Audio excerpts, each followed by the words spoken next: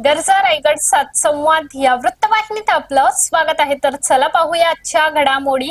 पेणमध्ये अवैध टपऱ्यांचा सुळसुळाट, गांजा प्रकरणानंतरही प्रशासन झोपेत, नागरिकांचा संतप्त सवाल।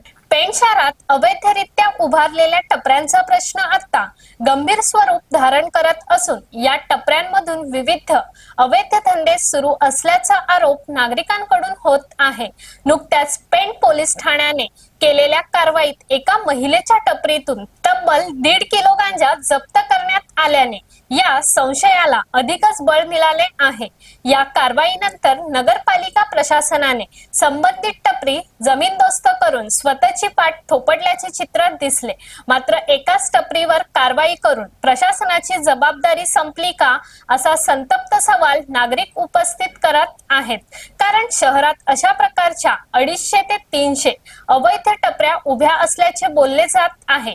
विशेष म्हणजे या टपऱ्यांमध्ये केवळ किरकोळ व्यवसाय नसून काही ठिकाणी गांजा, एमडी, मटका यांसारखे व अक्षपहार्य खाद्यपदार्थ, थंड पेय असे अवैध धंदे सुरू असल्याचे उघडपणे बोलले जात आहे।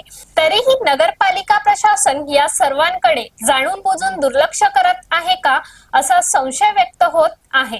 याआधी गरजा रायगडने अवैध टपऱ्यांबाबत भीती व्यक्त केली होती।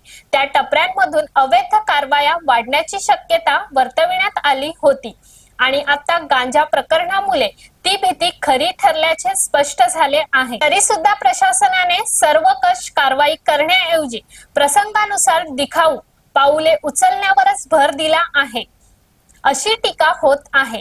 एक टपरी पाडली म्हणजे प्रश्न सुटला का, उरलेल्या शेकडो टपऱ्यांमध्ये काय सुरू आहे, असा थेट सवाल आता नागरिक विचारत आहेत। काही जण तर उघडपणे आरोप करत आहेत की या टपऱ्यांकडे नगरपालिका वक्र दृष्टीने पाहत नाही, कारण त्यामागे अप्रत्यक्ष आर्थिक पाठबळ आहे का।